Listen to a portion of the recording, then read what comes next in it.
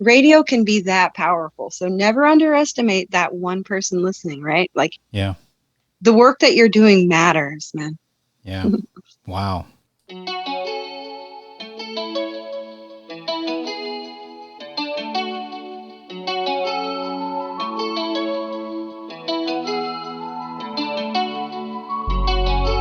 I'm Dennis Mahato, amateur radio call sign AD6DM, and this is the Hamdom Thoughts Podcast.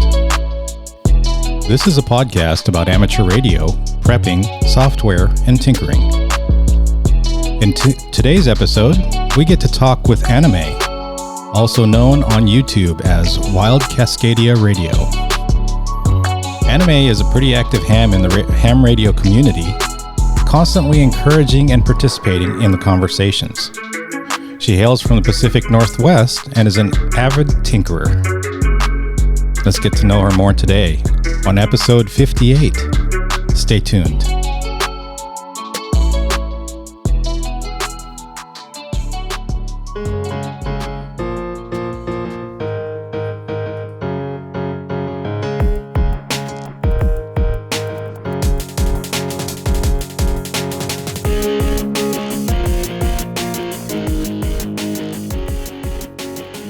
Hey, Aname. Welcome to the show. How's it going? Hello. Good morning. Well, thank you for having me. Yeah, it is nice and chilly over here. I actually have the window open. I don't know why. I guess I wanted some air in this room, but it is very cold. I think it's somewhere around 60 degrees, which is cold for a Californian. I know all my listeners who are elsewhere are probably laughing at that. How is it up there where you're at? Being from the Pacific Northwest, it's holding true that if you don't like the weather, just wait 5 minutes. We've also been experiencing some volatility. We have a thin plastic awning over our back porch, and there was this flash hailstorm a couple of days ago that poked little holes into the plastic. It was pretty intense. And then 6-7 minutes later, it was beautiful and sunshiny out. So Pacific Northwest weather, yeah, you betcha. Wow. Sounds like training. Absolutely. You just get plastered with all the different kinds of weather, ready for anything. Well, it's kind of like our environment. Within an hour's drive, you can get to the coast or up to a rainforest, or over to the eastern part of the state. You've got desert. So, yeah, a little bit for everybody. Yeah. Yeah. Okay. Well, as I said in my intro, you've been a constant presence on YouTube. I first noticed you in the live chats, the live stream chats, and I was like, who is this person? Yeah. Who is this Aname? You know, is that really a name, or, Anemone or Anime? I wasn't sure if that was a real account. And then, over time, you kind of won everyone's hearts over because you're just always there. You're always encouraging. You're always actively chatting with us and contributing to the streams and the premieres.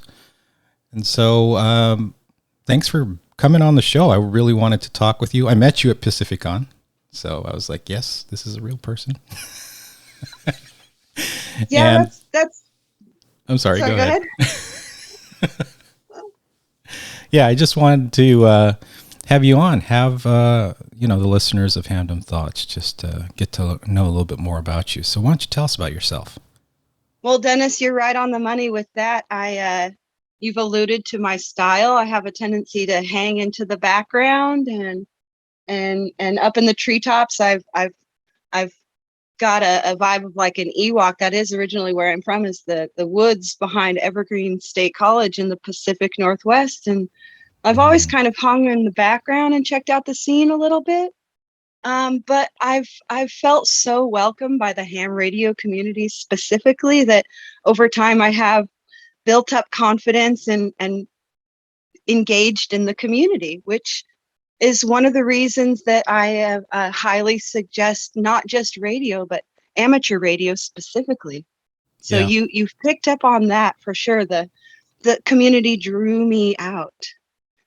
Yeah, well, it's you're definitely a missed presence if you're not in the chat. Aww. And whenever I join in, I am like, I'm always late to these live streams, by the way. I always get the notification late, or I'll be in a meeting, for work or something. And so I'll always be like, it's going to be an hour and a half. And at the 79th minute, I'll be like, hey, I'm first, I'm here. And everyone's closing up. But I do see there's a lot of banter. That's what I like about live chats, is that even despite the topic at hand, it's kind of like you walked into a clubhouse meeting and everyone's like, hey, how's it going? That's a really great way to describe our community, though, because some of these people have been in radio since the very first day. I, on the other hand, I'm showing up, I feels like a little bit late. I've only been into the ham radio community in live chats and trying to get information from the YouTube environment for, say, 2 or 3 years. Yeah. And so the kindness that I was shown, where now I look back on some of the questions that I was asking, say, a year ago, and boy, I've come a long way.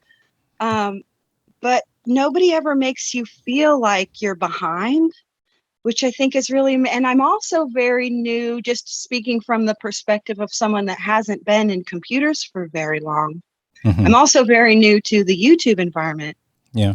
Which has been there was someone on one of the streams that phrased it really well, I think. They said, it's like trying to take a small sip from a fire truck hose. That's true.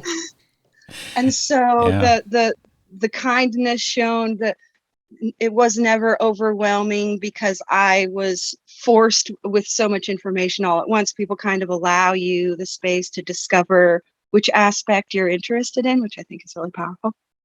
Yeah, definitely. I would say that I'm pretty new to YouTube myself. I mean, I tried my hand at making a few videos, and I would say that for most, like maybe from 2018, 2017 perhaps, I mean, there were people who have been doing it for a long time, but I think the surge really happened right around 2018, 2019, and then people started getting into the flow and understanding what they wanted to produce in YouTube. And that's when the live streams started happening. The Discords started happening and a lot of interaction from there. But I would say I remember maybe mid 2018, I would be just so elated and excited to see my own live chat text pop up on Hoshnasi's stream. I'm like, hey, I'm on the video, You and me both, man. And when they do the shout outs, you're like, you said my name. Yeah, it was kind of like, because I used to watch Deadmau5 on his Twitch streams, and sometimes he would acknowledge a fan. And that was a big deal, It was like, hey, and he'd say the username or something like that, or he'd say hi back or something like that. We're like, absolutely. Whoa! I remember one of your previous Hamdom Thoughts podcasts I was listening to. I was totally connecting with you when you said that. Absolutely. Yeah. So it was a little bit of that, a little starstruck when I started out, but now it's just kind of like a clubhouse. You walk in and everyone's going full speed. I'm always late, so I'm always catching up on what the heck is happening. And then I'll always get a hi from you if you're there, which is very welcoming and very encouraging. And then, just seeing what the topic is at hand. And the thing about that, at first, like maybe a couple months ago, I was thinking about how there is really an inundation right now of daily content, daily YouTube videos, either premieres or, scheduled streams. And I was starting to feel a little bit like FOMO, like I'm not getting all of this. And I'd be missing whole weeks sometimes due to work or whatever. But, I felt like what you were talking about, where it's just so many different things in ham radio that, yes, there is plenty to talk about all the time. And whatever path you're taking, you'll find something. You'll find a bunch of hams that are also supporting that and, sharing that journey. Like right now, I'm kind of on a parallel track with Tech Prepper. We're getting into packet radio in the field. And so that's been my latest excitement.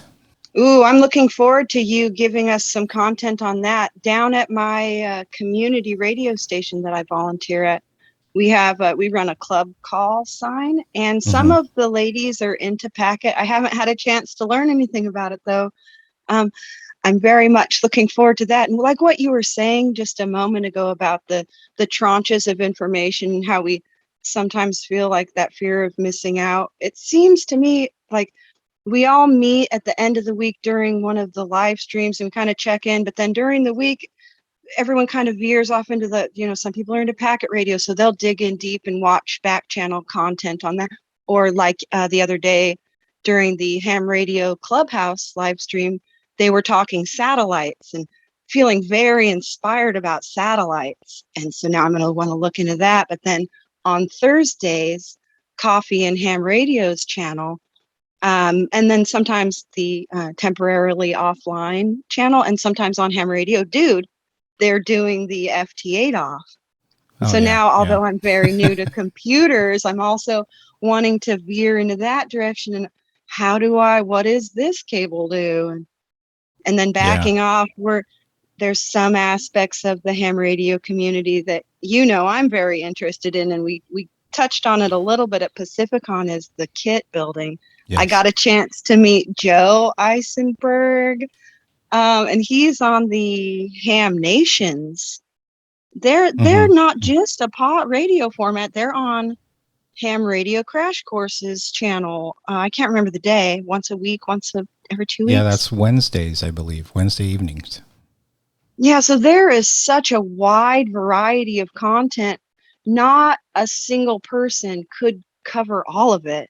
So it does take a community, and that's what's so fascinating about this radio in a video format, is that maybe there's someone like me back in 2016, 2017, when I was very first interested in moving forward with getting a phone and finding out how to use YouTube. And because everyone was always telling me, you've got to have a channel, because I have a lot of experience with survival skills and not bushcrafting, and not prepping, but like a deep homesteading survivalist type of vibe.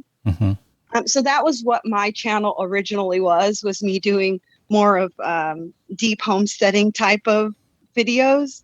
And then one of the people that I met through the YouTube environment, a nice person, a man named Sheepdog Patriot, shout out, sent me 2 Baofeng radios. Ah, okay. And then I got to experience with my hands what it's like to not be able to program them from the front panel. Oh, yeah. As easily. And that I was allowed to, my mind was able to grasp the concept, the need for a club, a close-in club. So through the internet and people all over the country led me to my local club, which is kind of seems backwards, toroidal. It went into itself. Okay. All things I'm very fascinated in. Yeah. So along those lines, I mean, I kind of sense there is a depth of knowledge there that is if you think about Venn diagrams, there's ham radio. It's a little circle. Well, it's a big circle. But then for you, your intersection with that is all this other stuff dealing with like the homesteading that you're talking about. I just kind of get a feel that there's a lot more that led you to this path where you are now just intersecting with ham radio. Absolutely, well said. And the third part of that Venn diagram would have to be the audio of music. Oh, okay. With the vibe of the community radio station, the college station that led me to the big community radio station. Totally. Yeah. So why don't you tell us, your background, what you do or what you did, what interests you? And okay. So this is my chance to tell everybody all the stuff. Yes. I was a tow-headed kid with a Fisher-Price boombox. Nice. And I loved to sing. I did choir as a kid in church, and then later in high school. And then after high school, I did a program called Running Start, where I was a college student for my junior and senior year of high school. So I was out there early. I was doing the adulty thing at like 14 or 15. In that environment, I also found myself in the drum circles at rainbow gatherings and DJing at college parties. And you throw $5 at the door to pay rent. And then that I met many people, no name dropping. We went on tour traveling, but traveling for me taught me about the economy of the weight and size and the ease of power source and moving in vans and or traveling uniquely on trails. It gets even smaller, kind of like Adam, but for audio equipment. How do you throw a dance party in the woods if you have to hike in? Yeah. The Autonomous Mutant Festival, shout out. And being so desperately poor teaches you to be a hard kind of smart. And I am. So when I became a mom, that was the transition to the doing for others also. Like you always think that you have that kind of carrying capacity to do for others. And for me anyways, until I became a mom, that really clarified it for me. So I got very involved in community, not necessarily organizing, but community participation. I got really lucky in that I ended up on the West Coast. And the West Coast, shout out Pacifica Network down in your area, Callie. And then KBOO, community radio up here in the Portland, Oregon area. Very powerful. So that's where I ended up with my first taste of radio specifically, participating in making radio. Because as a kid in the woods, you've got your headphones on and you hold it up and look for the channel. That's a different kind of participation. But radio is so powerful, and I just love it. Yeah, there's something that I had heard recently. I can't remember the video where I heard it, but radio is kind of like a one-to-one connection. It's a weird medium where, like, for example, YouTube or television, it's a shared among many people, like you can all as a family sit in front of the TV, but typically radio is now headphones or, kind of a personal enjoyment, a passive personal enjoyment, but at the same time, like in particular, if it's someone talking or if it's, a favorites type channel of music, it's a very personal experience for the listener. And so I was thinking about that in terms of like, okay, I guess podcasting falls into that as well, kind of a connection. And also just, in general, the type of interchange that happens in ham radio. It's always like, it's like that. There are others that are passively seeing what's going on, but it is a one-to-one connection also for the sender and the receiver. As someone fairly new to the ham radio end of things, I feel like that's a good way to describe it. It's that intimacy of radio. And the first thing it made me think of was, and that's why the mic fright. Because it's such an intimate connection. You don't want to do it wrong. I'm speaking for myself, totally. I didn't want to do it wrong. So it's reinforcing that habit of mine to like hang out in the background and kind of pay attention. And that's the first thing they tell you when you're new to radio is listen. Yeah. Well, it took me a while to hear what they were saying that I needed to listen. Like that's how far and how long it took me. Yeah. I mean, it took me a good long time too. When I got my ticket many years ago, I was listening before I got my ticket, but then even after, when I was permitted to actually be on the bands, it did take me a while to finally key up. I mean, I was doing the rude thing and kerchunking repeaters all the time to test my radio, but without identifying, because I was afraid someone would talk back to me.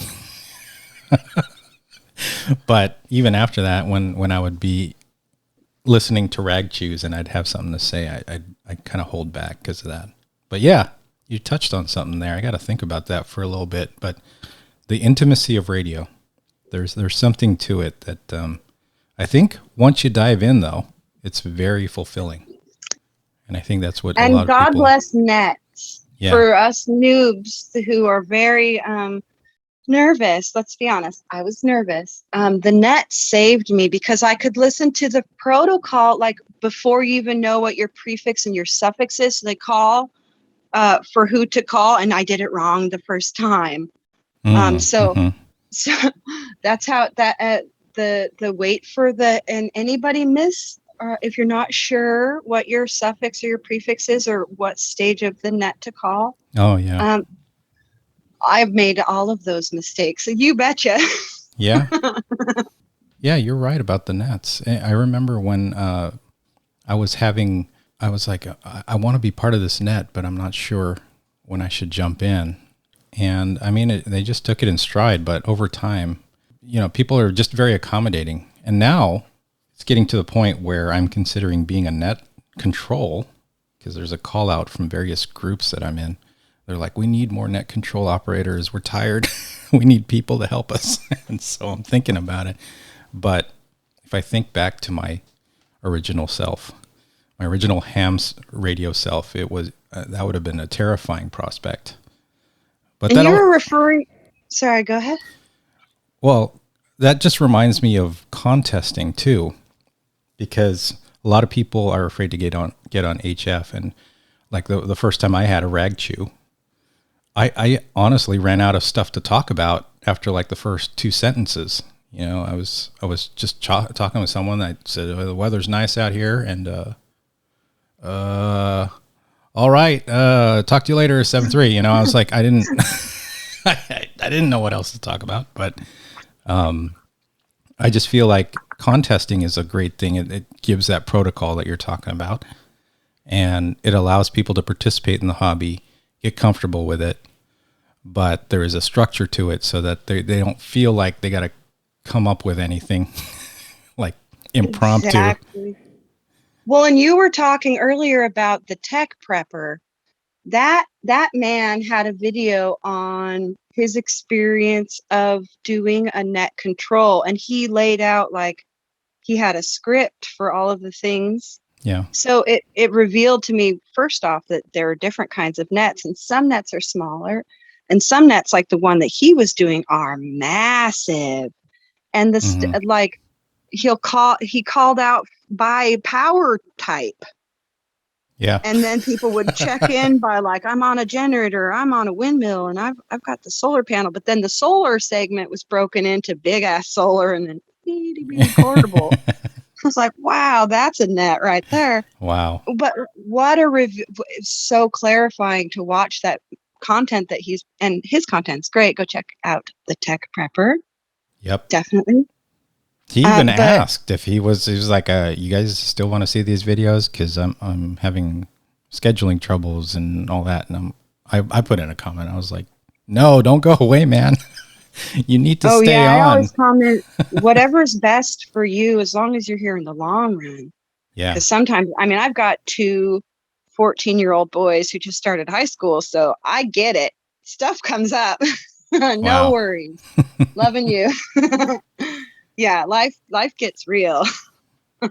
Yeah. But when you were talking about contesting, it made me think of one of our club meetings. Shout out Max. Max is amazing. Was what in the club meeting they had described contesting, and then they pulled up this web page that listed it was like a contest calendar, but just beside the name of the contest, it gives you a script of what the exchange. It's called the exchange, and that was all new to me because I had heard CQ POTA, or CQ soda, but then there's like the Busy Bee, and then there's this other contest, and they expect you to exchange different information. That just opened my mind up. Like, oh, okay. So when they say listen first, it's not just a polite thing. It's also like, if you want to jump in and be part of this net or this contest, the exchange is very specific to that contest. And it never occurred to me until someone told me. Yeah. So yeah, just contesting isn't just an aggressive way to prove yourself and your abilities with your machine, but it's also like clarifying to yourself that different styling, and then I can apply myself to this different styling over here, and an operator who's malleable through the training of contesting, which I love it. Yeah, there's a contest that I have joined in that I had no idea what the contest was. I just turn on the radio, and then I'd hear a lot of activity, and then I would listen for a little while. And I'm like, okay, I think I know the exchange format here. I don't know what this is for, but I think I'll jump in. Yeah. And then I would do the format. A lot of the time it's digital because I love CW or RIDI or whatever, digital format. And then I would do the exchange and I'd say, whatever it is. Like, for example, it would be like my call sign, name, and then state, right? And I would just send that through whatever mode I'm using. And they'd say, yeah, okay, you're number 53. And I'd say, well, you're number 1. I don't even know what contest this is. I just say, that you're reminds number me 1. of Hayden over in BK Land, I believe. Oh, Yes. I wish I knew his call sign off the top of my head.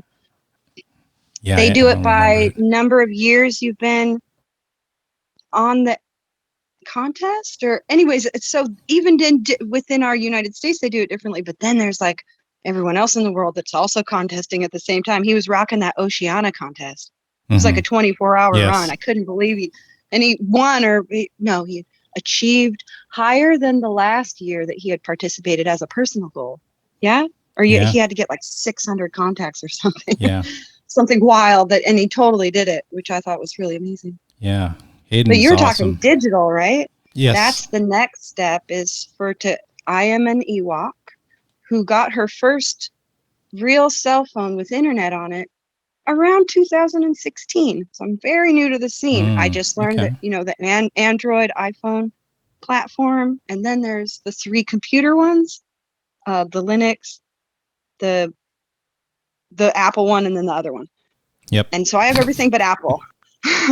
And Linux, I got a Windows, Raspberry and Pi. Mac OS. Yes. There it is. Yes. So in order to do the FT8, you have to have a computer that will connect to your radio in order to do these digital modes. And I wasn't entirely sure I wanted to spend the thousands of dollars for a computer. Yeah. So I got a Raspberry Pi 400, which is a Pi built into a little keyboard. And then I got the lapel screen, HDMI. It's got the built-in speaker, and that's all you need. Yeah. That's it. And then I realized that in order to do the FT8, just like other forms of radio, I'd have to get an antenna. So I got the KM4 ACK kit. But then, I had to learn how to solder. So then I went even farther to the beginning. And I got these Learn to Solder from open source hardware. I got these Learn to Solder kits that are designed for, let's be honest, they're designed for children. And that was me. Hey, I have one too. Learn the little blink kit and the wiggly one. Yeah. And the hue that turns it up and down so I'm learning the names of these electronic parts, components, and how they communicate with the circuit board. Yep. I'm starting at the very beginning and I'm nearly there. Oh, ring tip sleeve. Yep. That's a thing I didn't know about. Yep. So I'm not kidding, guys. I'm starting at the beginning. Okay. Well, I mean, this is also relatable because for me, it's pretty current. It's pretty recent. I mean, now. One part I can't forget.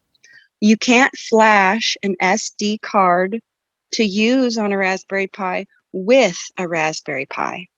And so I should have pulled it out. I almost want to carry my phone with me. There's a man in the UK that you can write a letter to on email, and he will send you in an envelope a 3-page how-to printout. And at the bottom is an SD card that he flashes for you with ham pie on it. And he will send it to you for $11. Oh, wow. So if you want to later, I would like to send me that link. I will put it in the show notes for folks who are also at a similar point where flashing an SD card it takes a lot. Yeah, if you really don't have a computer and you don't want a computer, you just want your cell phone and you want to do FT8. Yeah. G90 and this SD card with the. Anyway, sorry. It's funny though because I think about FT8 and I got into it. I would say 2017, 2018. Nice. Just getting into the connections and the adjustments that you have to make in the software for audio and all that. I mean, now it's kind of like you build on previous steps and now it's like almost any digital mode I can do that. But with regard to like the connectivity between all the components and getting the sound card right and getting all the different aspects of the radio to not clip your audio and all that kind of stuff. It was daunting for me. I'd say it took at least a good 6 weeks to really dial that down. And now in retrospect, I'm thinking, oh, well, yeah, I'll just do that. I have this new mode I want to try out. Boom, boom, boom. And I'm on and I'm testing. But it was kind of a barrier for me. And I've heard from some hams that are still wanting to get into it. And they're like, well, I don't even know what device I need to. Well, and we got to shout out the Smoking Ape channel on YouTube, because me specifically, I was doing Raspberry Pi plus G90, and he walks you step by step.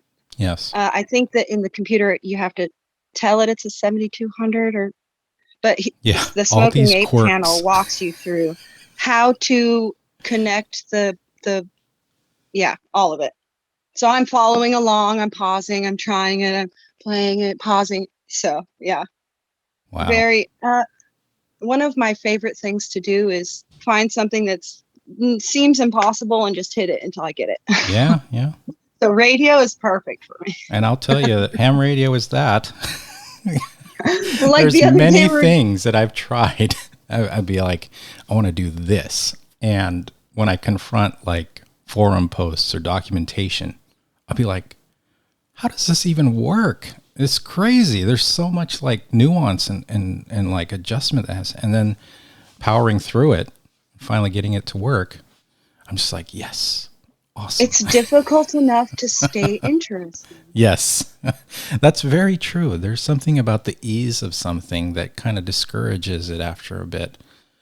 Like there's certain areas of ham radio that there's no barrier to entry there. And so I don't use them. Well, I mean, we all have that kind of vibe. Like when somebody walks in the room and they can say they can do CW at like 60 words a minute head copy, you're like, oh my gosh, respect, because you know how hard that was. Yeah, I give Charlie a hard time. NJ7V, Red Summit RF. Red and Wifey, they get out, dude. They are. Yeah, he was my first guest on Hamdom Thoughts, and the guy is just so good at CW. I always give him a hard time about it. I'm like, look at the master at work, and well, he's so down to earth though, right? Like when you first meet him, he's not arrogant at all. So you don't know. And then then people whisper, oh, that's the guy. And you're like, oh, I know somebody that's somebody apparently. Right on. Yeah. But no, man, that's not easy. Like getting into this, was it CW Academy, CW Ops? Yes. I start in January. I've been using an app on my Android device called Morse Monster. Morse Monster is one of those, you listen for the sound, you push the button, and they've kind of gamified it a little bit. But like most games, I learned how to cheat, and now it's easy, and so I have to go to a real class. Yeah. There's something about CW Ops that it's kind of I will say this is a secret of going to that class, but I feel like a lot of the participants, they really have to work themselves up to sign up. So by the time CW Ops Academy class, the first level happens, a lot of the people come into it overqualified for that class because they've prepared a lot, because it took a lot of nerve and a lot of courage to actually sign up and say, yes, I'm committing to this. So I noticed that in my CW Ops 1 class, that I felt like my classmates were just so good. And I was like, oh, man. I am feeling that so hard. But that's how people prepare for it. Because it takes there's a level of, you got to get over this hump to be able to say, I want to take this class. So people want to feel like they're not going to totally drag the class down. And so they over prepare. And then so I kind of feel like, just take it in stride. CW Ops 1 is very, I don't want to say it's not difficult. It is very difficult, but it's not, the pressure that we put on ourselves is probably a lot more than we need to be doing. And they just want to start getting you used to head copy and being able to distinguish the beginnings of letter groupings, and also understand how to send, which is fairly fast for that. I felt like CW Ops 2, and that's as far as I got, is the intermediate class, is where people come in and they're generally kind of the same operating level, and that's where a lot of learning happens. So for those who are thinking about it, CW Ops, CW Academy, I'm not saying don't prepare, but don't give yourself too much stress about being ready for that class. Just jump in. That is fantastic advice. I'm hearing you loud and clear because I did exactly that. Almost exactly how you just described. Your experience is shining on me right now. Like, I was intimidated, so I studied so that I didn't show up and seem like a total nobody who knew nothing. And then, just like you described, everybody else did that. Yeah. And we're like competing with ourselves first. And what's that? There's a saying, I didn't come up with it. Don't let the perfect become the enemy of the good, right? Yes, exactly. It's like, I want to perfect this stuff before I put it out there, but the learning process is starting right where you are. Yeah. So having heard you say that, it's like, I'm not going to put it off any longer. I'm just going to go do it right now. Anyone listening now, don't put it off. Just right where you are, There's a lot of fun to be had. And then, I've been building these kits that are CW transmitters, and it's like, if I wanted to build like a legit voice phone SSB transmitter, it would be a lot harder and take a lot longer. Whereas these CW things that I'm making right now, they're kind of like a one-day project, and I get to learn a lot of things about, electrical components and how things work, and inductances and capacitances and all that kind of stuff, the winding toroids. It's a fun time. And I feel like if I wanted to set out to do something a lot more complex, like make a digital thing or make a thing that allows me to talk on a POTA activation via voice, I probably would never do the kit because it's just too complex, right? Oh, correct me if I'm wrong. A lot of listeners out there probably thinking, no, there's this kit. It's really simple, But I feel like the simplicity of CW, the breaking through all the noise and just the manual weak signal operation there's a lot of advantages to it. So it's just kind of something in my tool belt. I feel like, okay, at least I can understand CW to an extent. And if need be, I can always fall back on that as a communications mode. Well, and just wrapping my head around the different types of radios and how they send their waveforms. CW breaks through obstacles differently than other kinds of waveforms. So, yeah, I mean, it depends on the environment. I'm always thinking, worst case scenario, because Cascadia subduction zone. And a bunch of other economic reasons, but like use case. What if, debris or something? What if I have to build, like you were saying, it straight off? It's Joe Eisenberg sent me a kit to build a keyer. Oh, yeah. The machine for, I'm not entirely sure. Yeah, the little straight key thing. I think I have a kit like that from Pacificon as well. But then to be able to put that into are you talking about building a radio, like a K2 or something where it's attached, or? Yeah. Well, I mean, it's to a very lesser extent than a K2 or a KX2. It's more like it's just a little PCB board that has where you plug in the key and it transmits a tone, and you pretty much pick a frequency. So I picked like a 40 meter frequency for it. But oh, that's cool. Yeah, I'm looking forward to this point where I can have a QSO with someone on everything from antenna to transmitter to key. Everything is all made by my hands, right? Yeah. Well, who is it? The QRP guys? Yeah. That build kits? Is that who you're working with, the kit? Yes. That's one of the kits I got. I got another one it's by QRP Labs, which apparently that's is shipped out of Turkey. But that one's a more complex one. It's more finished looking product, and highly recommended by folks like Adam K6ARK and Jeff AA6XA. They say that that's a fun little kit.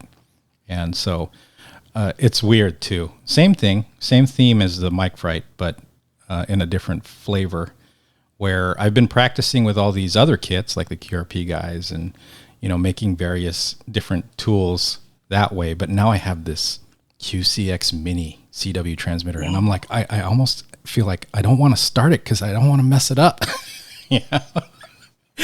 But I'll get over that. They're so freaking cool looking though, man. You gotta, even if it's just a photo montage with like background music, I want to see a video on your project. Oh, that okay. sounds awesome. All right.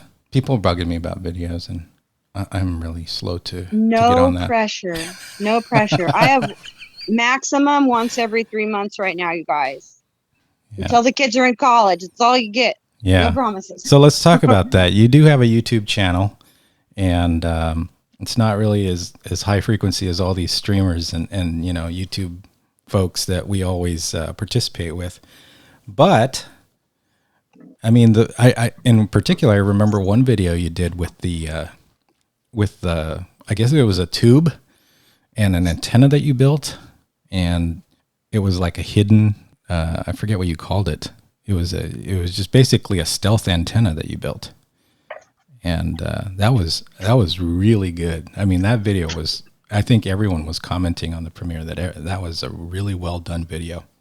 The spirally loaded copper tape and PVC dipole. Yes. By John Portune. It was the October 2020 2020 of QST. Nice. Yeah. So that was also my first everything. That was my first everything project. So again, I made all the mistakes. And I learned a lot about my radio through that project.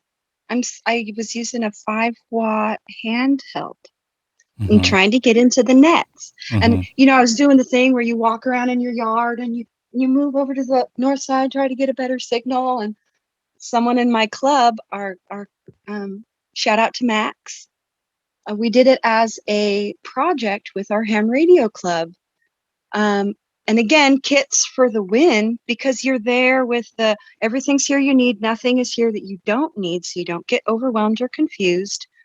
And then I got to focus in on, okay, I'm not going to miss any parts, and I'm not overwhelmed with having to choose what to use. Really helped focus my mind in. So I like kits for that reason. Yeah. And then from that point, you learn about what is SWR in an active mode usable, and what is a frequency even, and how do you achieve that with a dipole. And so this off-center fed dipole basically. And then the aspect of if you live in a homeowners association, you're not necessarily going to want to draw attention to yourself. So a secondary PVC pipe as a sheath over the antenna spiraled coil and made it look like a plant, so that you can put it in your yard or bolt it to your front porch or whatever. That is a really cool video. I mean, when you were finishing that part where it was all hidden, I was like, wow. Amazing. Well, and if a person would rather have it look like a bird feeder or something, I mean, it's so versatile. John Portune knew when he designed this, and referring to when we were at Pacificon, that was one major motivation for me to want to go to Pacificon, was they had this huge antenna forum on the first day. Oh, yeah. It was like workshop after workshop, and then you'd sit and listen to a lecture, and John Portune was there, and he described his initial design and motivation for it, and then how it can be modified to be applicable in almost any homeowners association environment where you might need to have something that's a little bit more concealed, like a boss. John Portune came through. So I really enjoyed myself very much. Yeah. Yeah. I don't have a homeowners association, but we do have regulations for this area. And I think antennas towers are prohibited, but I'm getting a little bit more brazen. All of my quote unquote temporary installations are getting a little bit more prominent. That makes me think of one of the jokes we were telling on one of the live streams. I think it was Ham Radio 2.0 on YouTube. He does the live streams, the happy hour. Yeah. And they were saying that as long as it's temporary, so you could buy yourself a truck and then build a rack on the back, and then you could have, say, I don't know, a tower or whatever. I mean, it's portable, isn't it? It's in the back of your vehicle. It's just an antenna truck. What's the big deal? Yeah. I'm starting to attach my mast to things. So technically it wouldn't be temporary anymore, but that's my story, and I'll stick with it. It's temporary. Well, and as someone who in her formal education went to college for mechanical engineering type classes, I'm always doing that, where I'll see it and I'll be in the hardware store and I'm buying parts already, and I'm building it like this mast problem. And how do I attach it to my truck?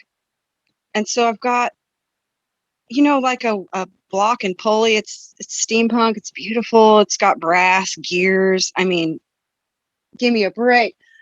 Oh, I want to build this stuff so bad. But like the designs that are out there on the market right now are out there for a reason. They're very popular for a reason. These telescoping masts and these fiberglass contraptions, because they're light as a feather. Yeah. So just a reassurance to all of the ham fam out there that there are both ways. If you have $1,000, you can go and buy an easy peasy $1,000 mast. But if you don't have $1,000, you can dumpster dive a mast. You just put it together with bubble gum, baling wire, use your duct tape, girls. I'm saying. I mean, I was walking around at Home Depot the other day and I saw a painter's pole that was like 24 feet long or something like that. I think that was how long it was. But I was like, that would be a perfect temporary mast right there. $99 out the door. I know which one you're talking about. And here's the thing, right? Yeah. The knowledge of antennas. You can't really do that with a Yagi because it's metal, but if it's a dipole, like the spirally loaded one, it's got the null in the center. So as we learn more about antennas and people tell you can't do that, well, actually, under certain circumstances, you may very well be able to tinker shop your way around that. Yeah. So that's a lot of the joy that I'm experiencing these days in ham radio is just finding those alternate kind of hacks of how. Did you buy the painter's pole, Dennis? No, I didn't. But I do have. I visualized something for it, so I may yet get it. I have one of those mast holders that you kind of drive your tire over it, and it just holds it in place. It's like a metal tube that has a flange on the bottom.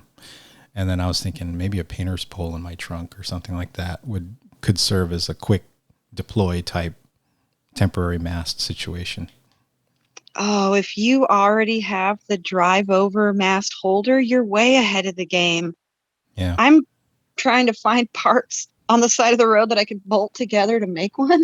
Yeah. And that's where I am. I'm like bolted my mast to my truck, but it would be nice to have something like they've got those clicking gear winders that you pull like a slow come along. And I'm thinking I gotta get like a mast hinge for a sailboat and put the mast hinge at the bottom and then hoist it up with the thing. Yeah, I'm looking for parts. But I am the type, like on the desk I'm at right now, used to be a dresser. And then I just took everything, the guts out, and now it's a standing desk. I put some casters on the bottom. Oh, nice. So we make it happen. No worries. Yeah. It's just, it takes a bit of imagination to just like reconfigure things or, as you're saying, bolt things together and make it work. We're returning to the original impetus of ham radio. In the very beginning, it was about experimentation. Yeah.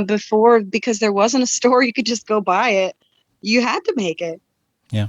I think that's fascinating. I'm very interested in the experimental spectrum as well. Yeah. There's that makes me think about some of the bands. Like I know that I've been last year I was messing around with Arden, which is kind of a wireless mesh protocol that allows you to connect devices together over just under the Wi-Fi range. But Oh, very cool. as hams, Is that like LoRa? Similar. Okay. LoRa will use 900 megahertz, I think, whereas Arden typically is like more in the gigahertz range, like 2.4, formerly 3.5, and also 5.8. Like it gets up there. So the range is the type of antennas you're using dishes at a certain point. You're not using your typical vertical whips or anything like that. But anyway, we lost 3.5 recently because of lack of activity in it, and the commercial space was like, hey, we like that range. We want to use that for things. And FCC kind of took it away from the hams. So I'm like, the experimental part is extremely important for us to be messing around in. Well, I got 900 locked down. They better back off. Yeah.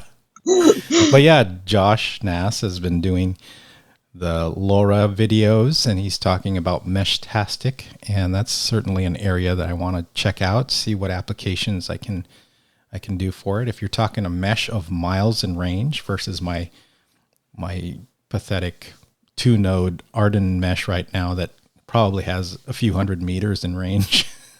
Yeah, your 2 nodes looking down at my no nodes going. Right now, No, basically, my mesh is just a tunnel. It's an internet connected tunnel to KK4QAM out in Alabama.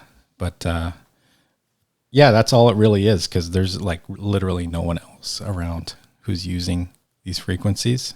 And I feel like we need to get into these experimental frequencies. We need to be using them. Yeah, I know for sure I will be there sooner than later. It's all about having access to the equipment, though, isn't it? Because once you get your hands on something and you can physically fiddle with it, then there's no stopping. Yeah. Having access to that information, I mean, that's maybe what initially drew me here, just as the base reason, is having access to that information. Before you can do anything with it, you have to get it. But like you were talking about with the mesh networks, the what was he calling it? Not WinLink. What is it? WinLink? HRCC did the LoRa network meshing, Meshtastic. That's what it was called. Meshtastic, yes. And that's not exactly what I was looking for information wise, but I ran into that same subject looking for a 915 antenna. Mm-hmm. And that led me to Andreas Space. Andreas Space. He has a channel on YouTube that covers a lot of like the LoRa network type hardware that you would use.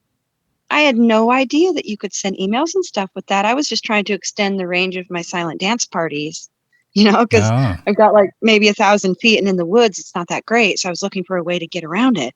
Mm-hmm. And I made in my mind, I made this Meshtastic network, and then boom, there's, for the last 10 years, people have already been doing it. That's what I love about this community. Yeah.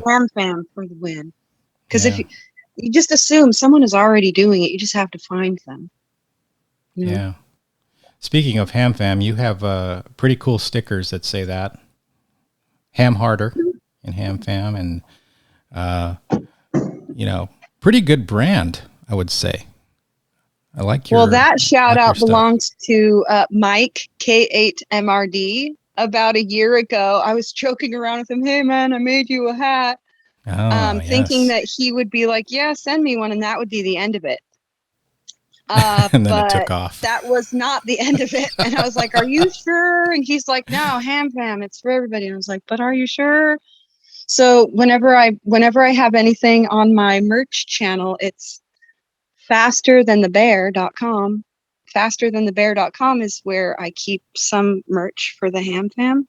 Nice. 50% of anything that says Ham Harder goes to Mike. Okay. Because fair is fair. Yeah.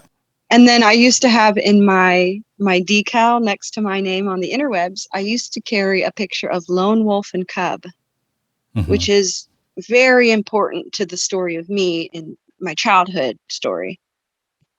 So my friend L, shout out L 1978, a truth teller of the first order, L is. We were on a live stream. I've done a couple of interviews about prepping with her over the years.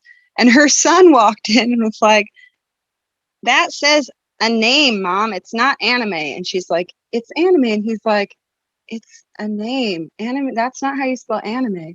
A name. So forever forward into the future, everybody called me Anime because it's an animated, like a comic book character line drawing. If you're not familiar with Lone Wolf and Cub, everyone out there, it's very violent. So you've been warned, but it's really good. Classic. So that's the type of art that I was always into in the past. So going back to your channel, do you have any plans for it, or is it as the muse arises? Kind of like me right now with my channel. Yes. So I have a tendency to take a really long time for things that I care about a lot. And it's not so much that I want to perfect it so much as I want to be able to tell the story that I'm trying to tell without leaving anything out. So at first, I mean, I have content that I'm working on. And as soon as I feel like it's done, it's because what I'm working on is the antenna tuning, the carry forward from the last content that I put out. Yes. But what I've discovered in my mind is that I pull out the tuner and I go to tune this antenna, but then I'm like, well, this is a 2-meter antenna, but so is this one. And so is this one. And what about 10 meters? Because you're a tech, you can do 10 meters. So now it's a antennas for technicians video, which has kind of developed into this other thing. So what's happening, at least in this very young stage of my channel, because I'm making that transition from more prepper, more homesteady type content to radio specifically, and ham radio specifically.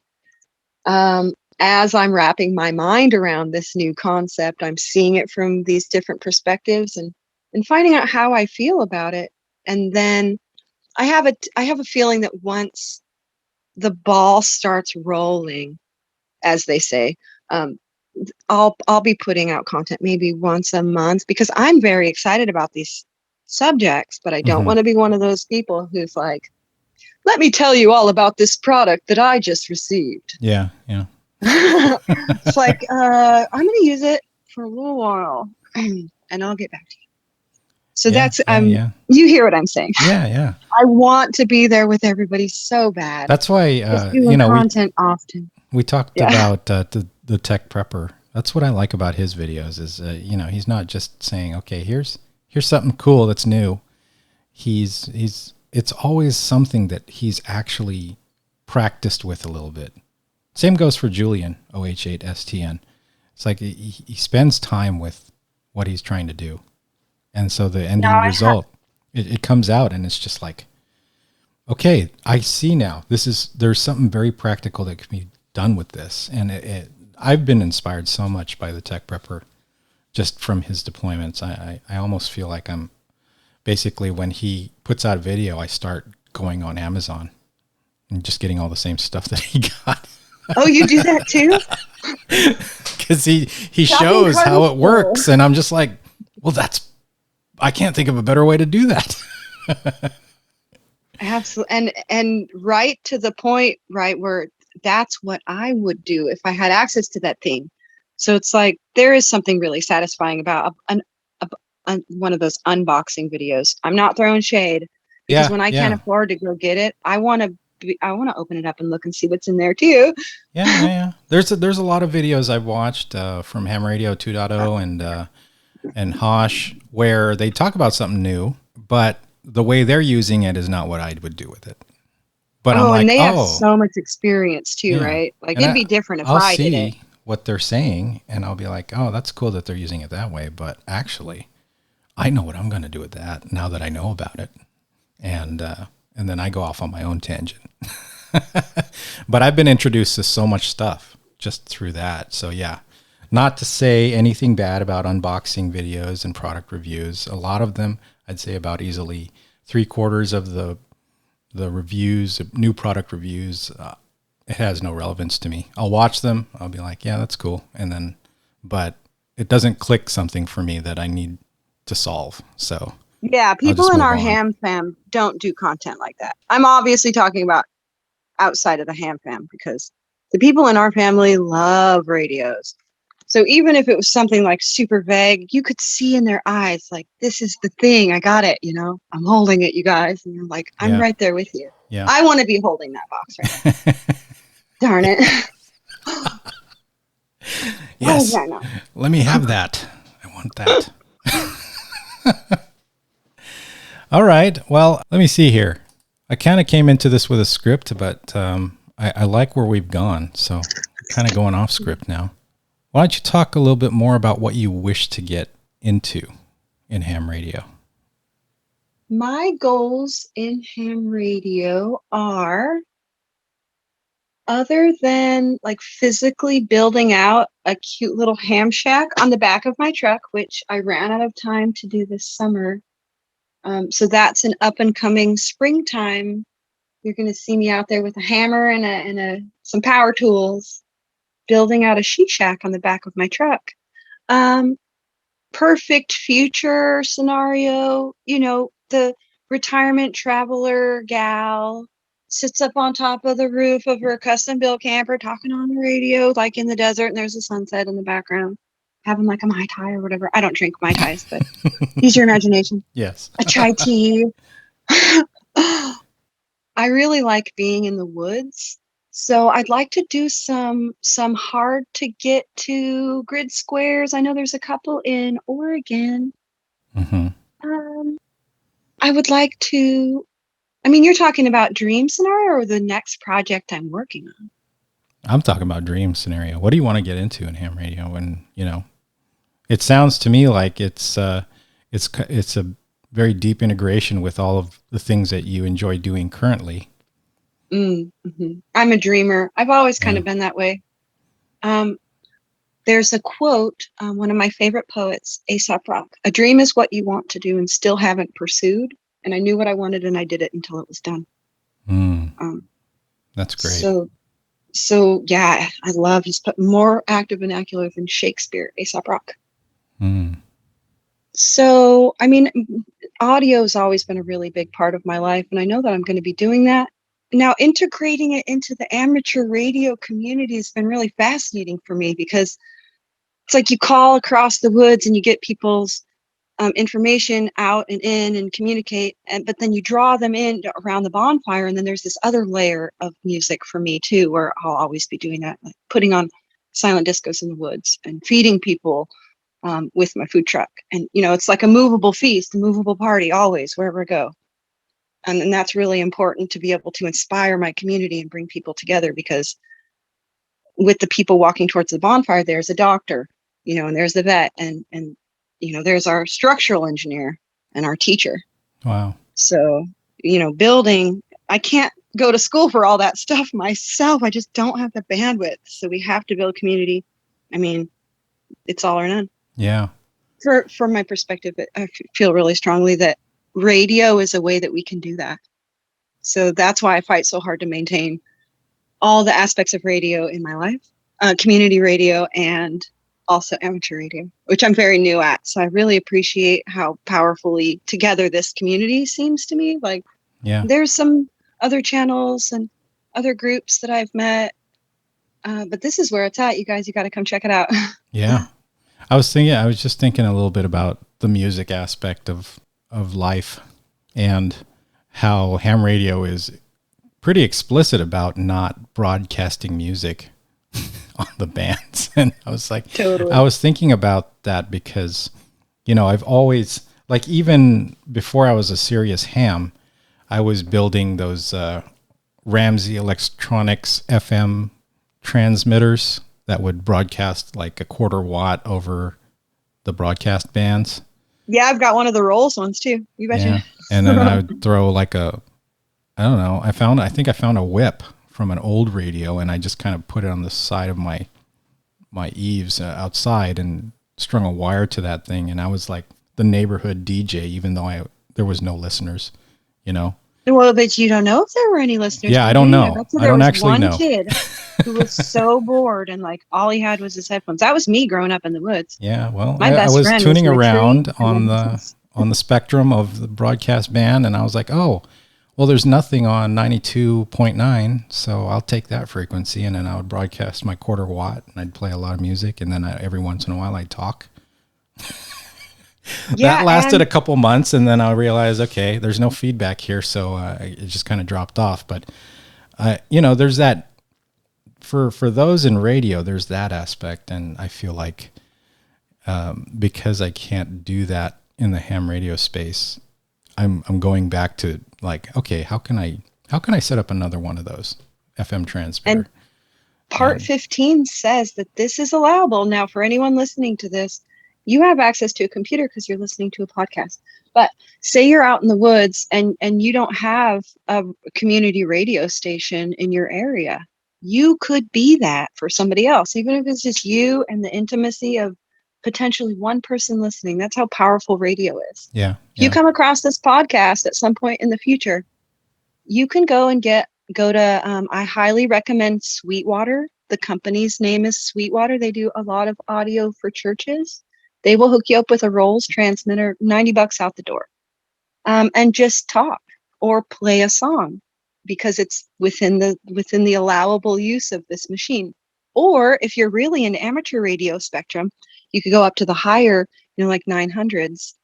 You need a little bit more understanding of how the computer stuff happens, but you can also broadcast legally music in that area of the spectrum. So there's something for everyone. Come on, Ham Fam, we're with you. Whatever it is that you're dreaming about, just share that with us and we'll reciprocate. Because radio's about that reciprocation, yeah? Yeah. Building community. Definitely.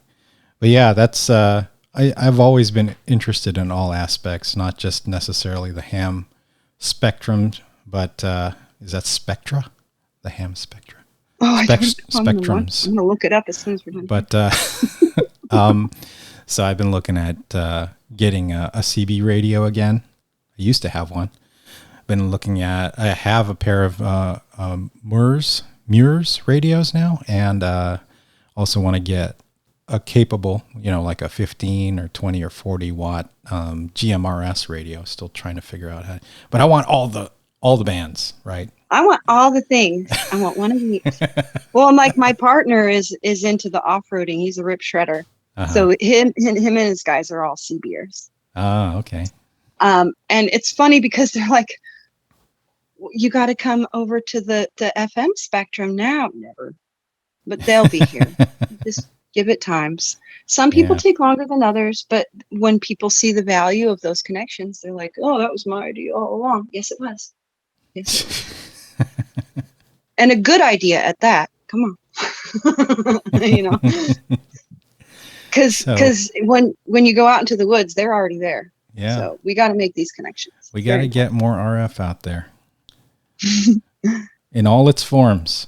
But I do know that there are a lot of groups, I know in the Bay Area of Northern California, as well as in like Placer County and other more remote areas, they've really taken to GMRS. And so that's what drives me to kind of get into that, be able to talk with people in those areas with those kind of rigs. Right now, license, the GMRS? I think there is a license. It's just a paid license. You don't have to take any kind of exam, although Smokin' Ape and I always joke about failing the GMRS exam, but there is no exam. The exam is basically, can you fill out an application and pay us $70? The fee is the license. Yeah. Yes. The fee is the license. Okay, good. But that's what I need for my kiddos, I think. Yeah. And it's like one thing. You just get the license and then it applies to the whole family. So it's pretty cool, but I wish they'd just do away with that and make it more like Murs, where you just get the radio. I mean, the call signs for GMRS are also weird. My brain's not wired to say them right. So they're a little bit strange to me. I don't even remember right now what my call sign is in GMRS. Aren't they like hyphenated or something? No, it's just like WQM3849 or something like that. It's just a weird I know if I said it more, I would probably memorize it. But as of right now, I So always easy to do on CW is what you're saying. Probably not. It's a lot of numbers in there, and I hate numbers in CW. So, but yeah, I look at the modes that people are using, and I try to be able to be on those bands as well, so that I just increase the outreach. And then so FM, that's a one-sided thing, like broadcast FM. It just feels to me like I need to get a radio station up again, like a broadcast radio station up again. And again, nothing to do with ham radio, but it is definitely very interesting to me. I could pipe my eccentric music and then every once in a while do a talk show or something like that. That's actually a pretty good idea. Maybe, even these recordings, these podcasts, I could do them over the air live so anyone in the immediate area can hear the making. For me, that's what I think that's what's really powerful about radio, though, is like, I remember where I'm from being so desperately poor that, you can't even really afford the radio, but then you've always got something pumping out of it. Like the radio saved my life. Wow. So you never know who's listening and where they at what point they are in their life. If a tragedy just occurred and they just lost everything but their radio, but they can count on your show being there every week. And so they get there, and it's like that one consistency. Yeah. Radio can be that powerful. So never underestimate that one person listening, right? Like, yeah, the work that you're doing matters, man. Yeah. Wow. So along those lines, this was a fast hour. Fascinating conversation. Oh yeah, was that went fast? Is there anything you want to plug? Cool. Is there anything you want to say, give advice about before we close? I just want to give a shout out to a couple of people, if that's right. Go for it. I got to shout out Kathleen Stevenson down at KBOO, Teresa Anane, Janka Soderberg, for being fabulous, beautiful women, leaders in the community, radio community. And without you, I would know far less, far less. So shout out to Sheepdog Patriot for giving me my first radios and starting me in this direction. Changed my life with that one kindness. So thank you. And Max at our local club, shout out to Max. Like a boss, behind the scenes, making moves. Much respect. Wow. Yeah, and it always does start with a community. I was a solo ham for upwards of 18 years, and it was finding first folks on Twitter and then folks online, Discord, YouTube, and all the other media there, that the hobby really took off. Maybe, I don't know, maybe my wife doesn't like them because of that. Are you hanging out with your internet friends again, honey? I get that. Yes. Are you hamming again? Are you on your conference call on your hams again? Yeah. But I mean, it's definitely become a passion. A lot of areas. I still have a long list of investigate this, right? Because I just don't have the time right now to deep dive into certain areas. But yeah, definitely takes a community, or even just like you said, that kindness of one person to kick things off in a certain direction. And we do have the best ham fam ever. Yes. Just saying. So yeah, shout out to the YouTubers. And yeah, we've mentioned a lot of them here, and definitely please send me the links for some of these things that you mentioned. Oh yes, for the man in the UK who will mail you the Yes. SD card for the Raspberry Pi. Yeah. Absolutely, I will do that. So I will link Wild Cascadia Radio YouTube on the show notes, as well as I think you're on Twitter, that as well. And thank you so much for sitting down with me for this past hour and talking with me. Dennis, you're as kind and sharp in real life as you are on the interwebs. It was an honor. Oh, that's good to know. I just I feel like Hamdom Thoughts is stalling right now, and that's really just a side effect of schedules in life. I'm at a crossroads as well, just like Tech Prepper just recently said with his YouTube channel. And the advice I gave him was to pretty much, my original comment was just post when the spirit moves you. But I don't know. I revised that. But it's the same sentiment. It's like when the muse arises.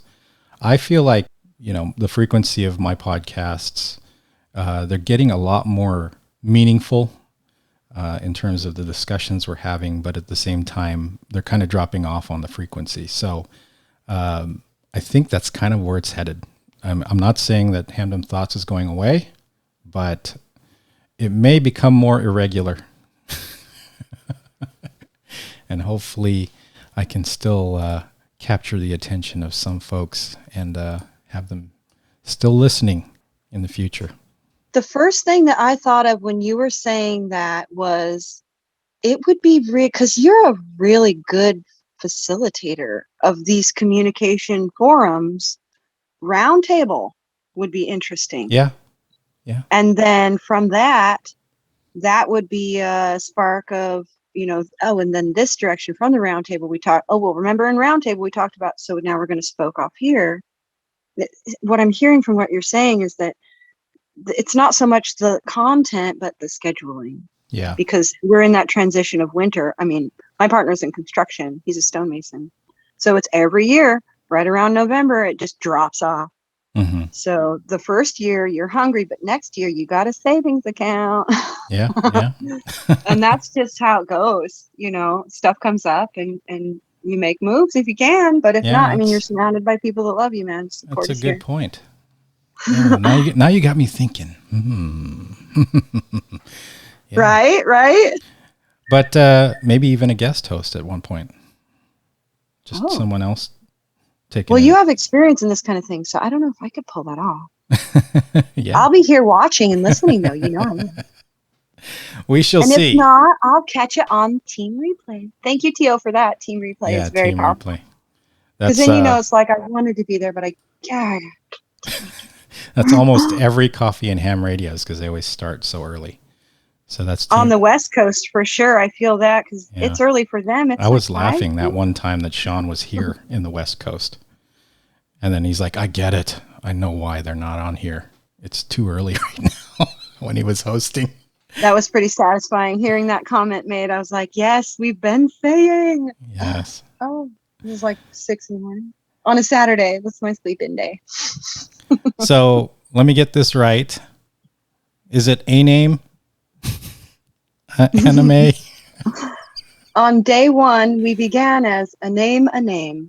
Bear Independent called me Aname. Aname. And then Marfugal said anime. And then Elle reinforced anime. And then her son said, it's not anime, Mom. You're spelling wrong. And she was like, it's anime moving forward. And so it was. Anime. Because that's what T.O. would say. Hey, anime. I am very fluid and accepting. And if you call me any of those, I will say hello. Yes. And I answered to Adam. Whether you like it or not. Yes, that's been attributed to me because of the way my call sign looks, AD6DM. It looks like Adam. So now you've told us before that was not intentional, right? No, it wasn't. I don't actually know how I came up with that. It is a vanity call, and in retrospect, it should have been. That makes it even better, though. Yeah, it should have been AA6DM in retrospect, because it's easier to do in CW. But for whatever reason, I picked AD6DM, and DM being my initials in the last part of that. But yeah, now I'm Adam. I love it when our names have stories behind them, though. Like, even if you roll your eyes like, Dennis, damn it. But it is kind of enduring, like, we love you. We're going to call you Adam. We're going to make you make now that when thing. I fill out those things and it says, what is your nickname? I just put Adam in there. And I've even done that. I've gone to Starbucks or whatever, place, and they'll say, who is this? And I'll say Adam. That's awesome.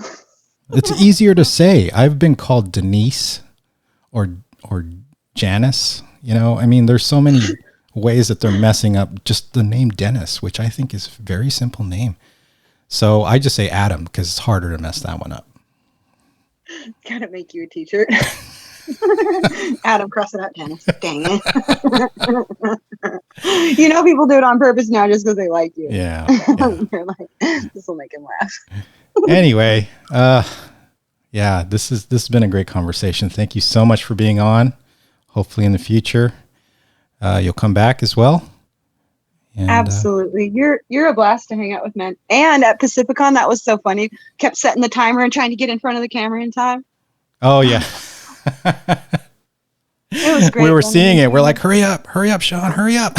And he's doing something and then it's like the countdown. We've definitely got to do that again soon. Maybe meet in the middle next time. Yeah. Yeah. That was like a 9-hour drive, but wow. Totally worth it. I'm so glad I got to meet you guys. Yeah. We'll see how they all play out. I'd like to go to some other hamventions in 2022. We'll see how that works. Anyway, thanks a lot, Aname. See, I almost messed up there again. And I'll catch you online. Thank you for having me. And to all the ships at sea. See you, love you, bye. 7-3.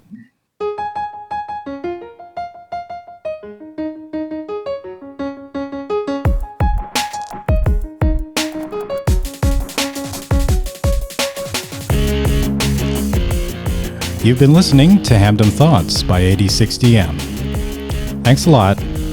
We'll see you again next time.